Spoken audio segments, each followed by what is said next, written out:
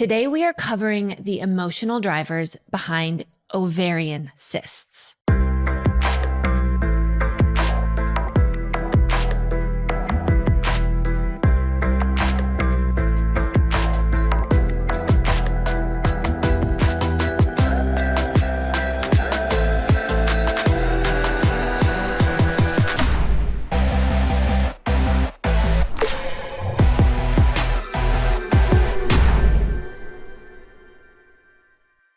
Welcome back to the Mind Change Podcast. I'm your host, Heather McKean.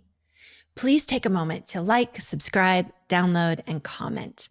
It really helps us to continue to create all this great content for you and helps us know what kinds of topics you are most interested in hearing about. An ovarian cyst is a fluid-filled sac that forms on or inside of an ovary.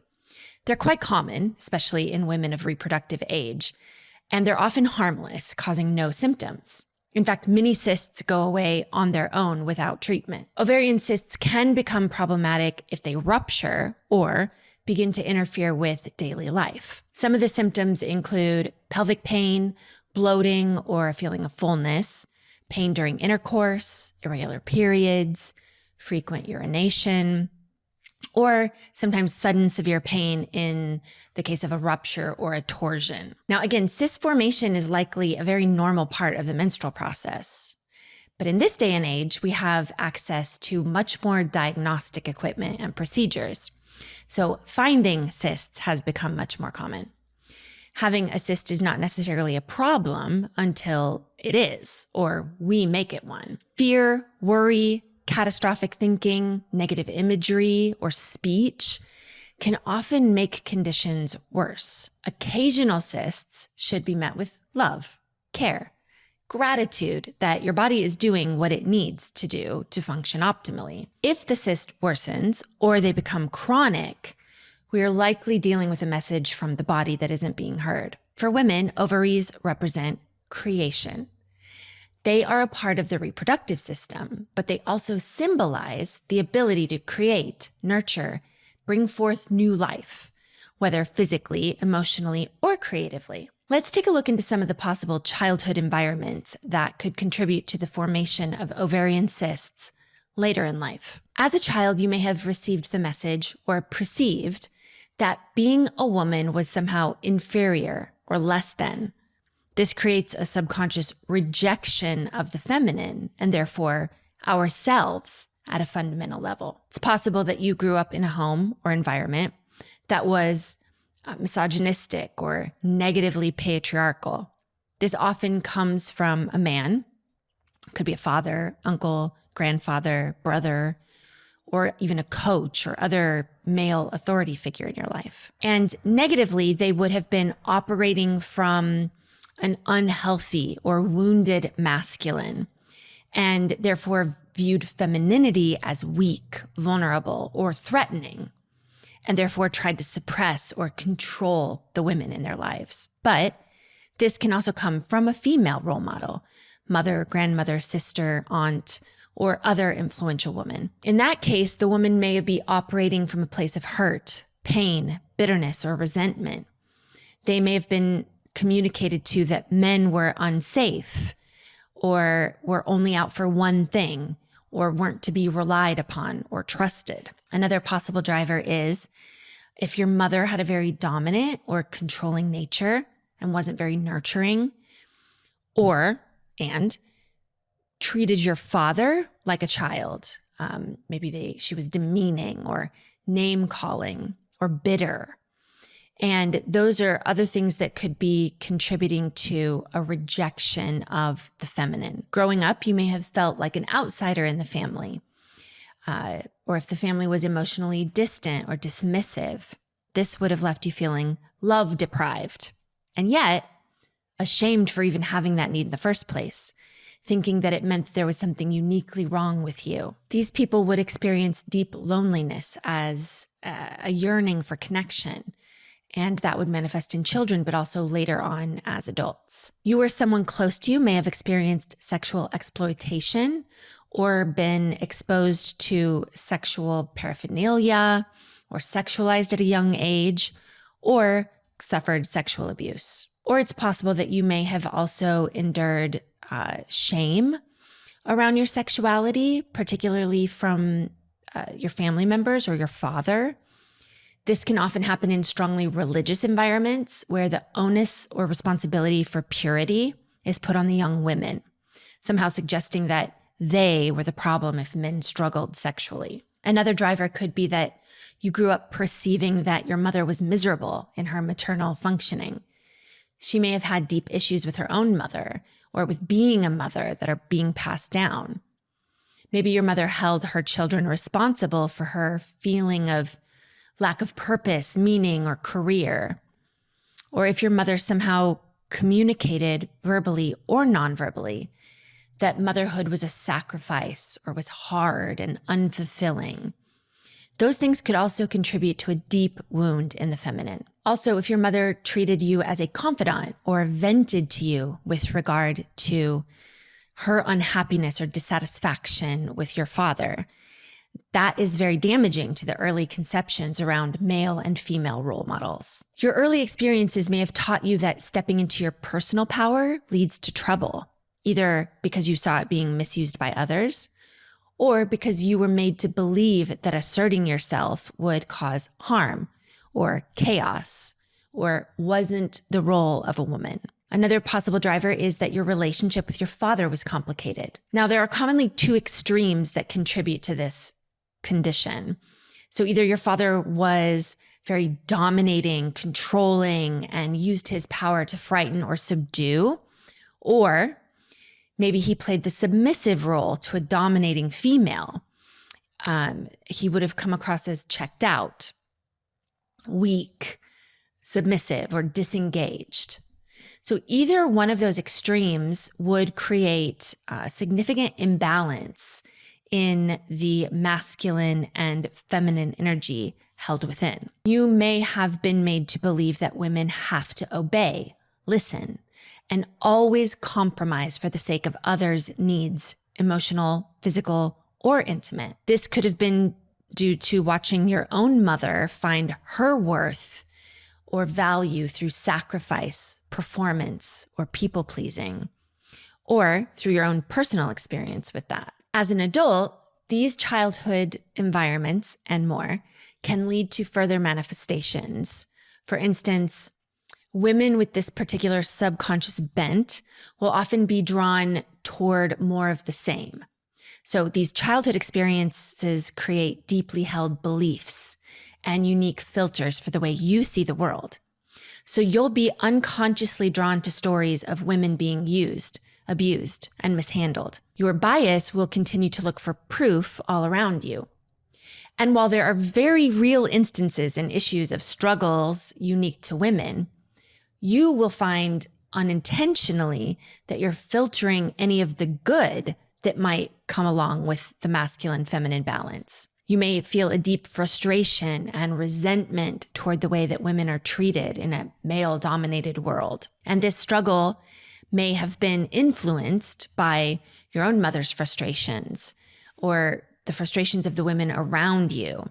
And that would shape your instinct to push back against male oppression or male authority. But to do that, you're going to have to continue to find oppression and male authority as a way to protect your femininity.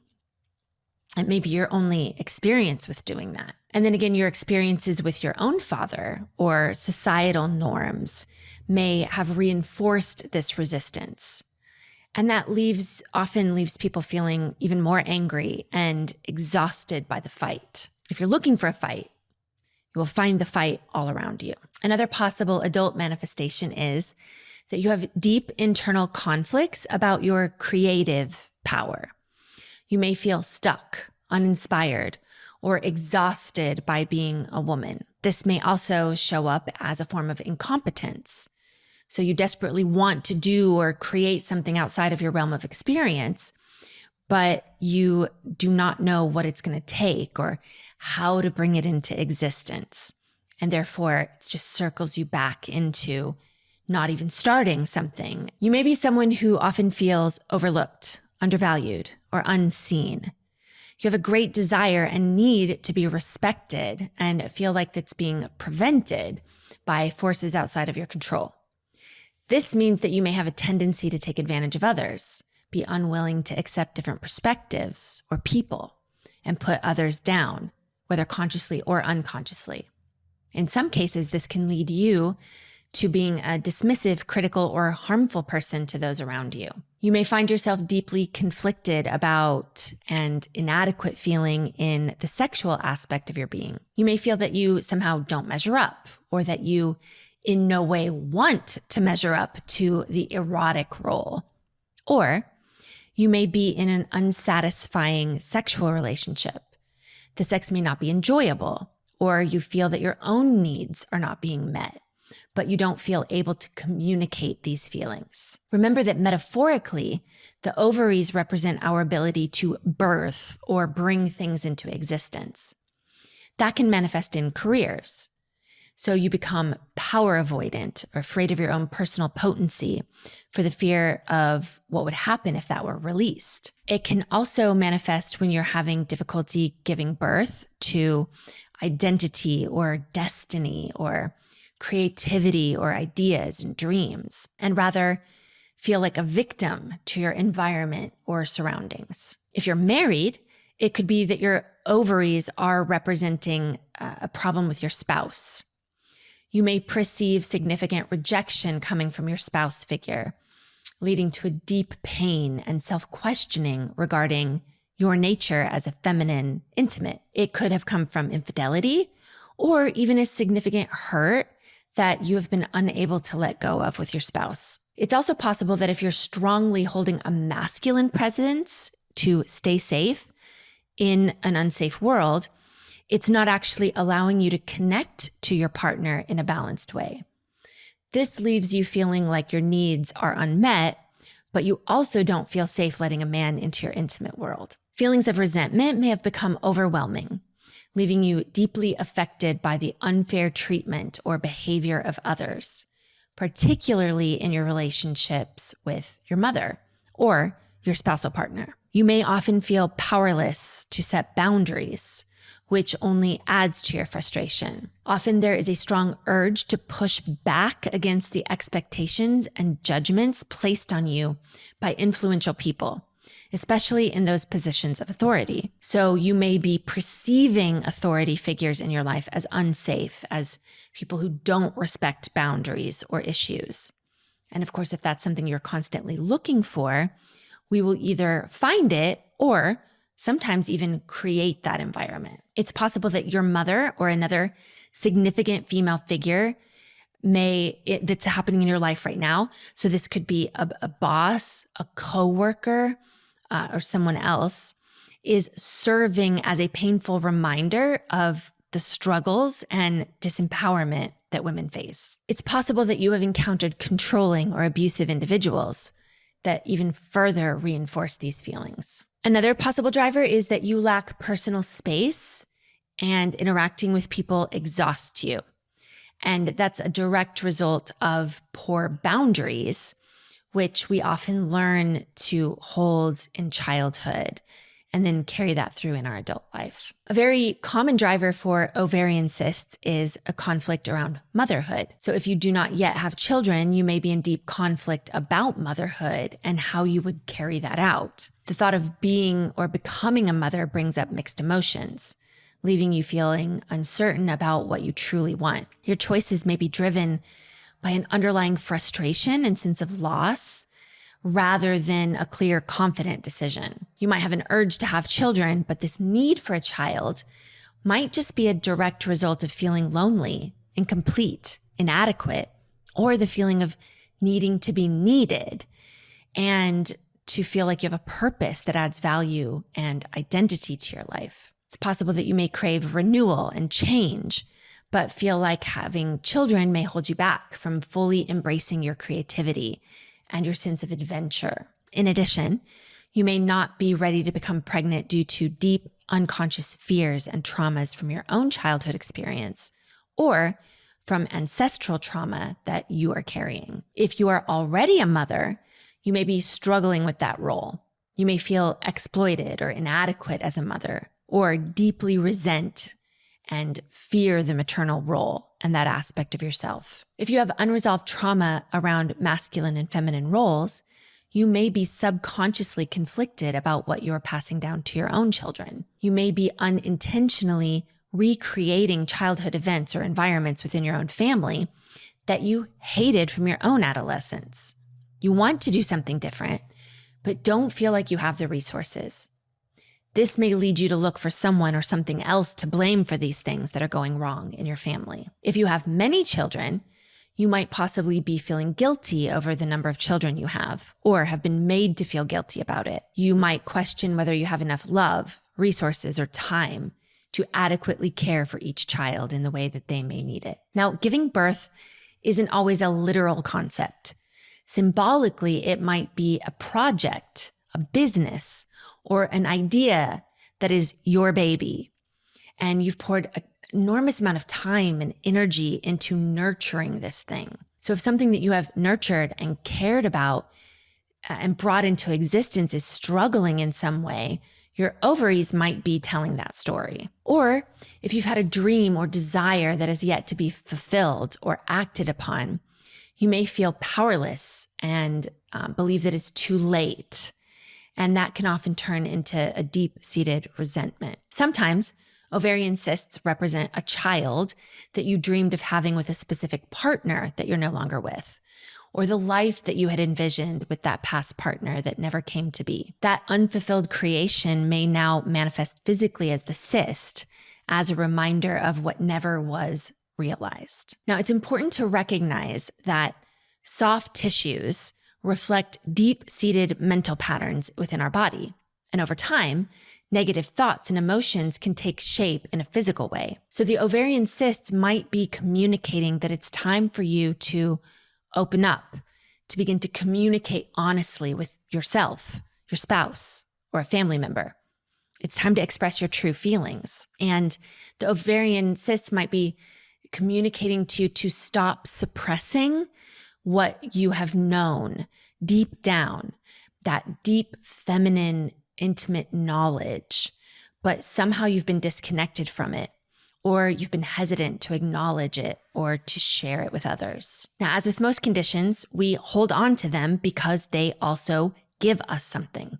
In Mind Change, we call these secondary gains. Subconsciously, we think that holding on to the wounded feminine, or the idea of what toxic masculinity is keeping us safe. Holding on to this might keep us safe so that we don't end up with the wrong person, or might make us more prone to being a victim. Though that makes sense to us consciously, it doesn't really serve us subconsciously, because we always get more of what we focus on. So if we keep investing in the story that there's this vast and unfair imbalance between the masculine and the feminine, we're going to continue to represent that in our own bodies. We can only constructively contribute to that conversation if we authentically hold a solution within our own minds and bodies. Regardless of the driver, your body is trying to communicate with you.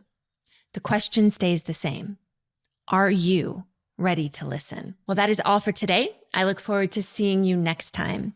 Please make sure to continue to leave those 5-star reviews and comment on a disease, symptom, or ailment you would like to hear covered. For those of you who are ready to heal now, we have our transformational mind change retreats. These are life-changing opportunities to come and join us, immerse yourself in healing, and get the personalized intensive help that you need. For more information on our retreats, just check out our website at mindchange.com and look under the retreat tab. Until next time, thanks for joining us on the Mind Change podcast, where we are changing the world one mind at a time.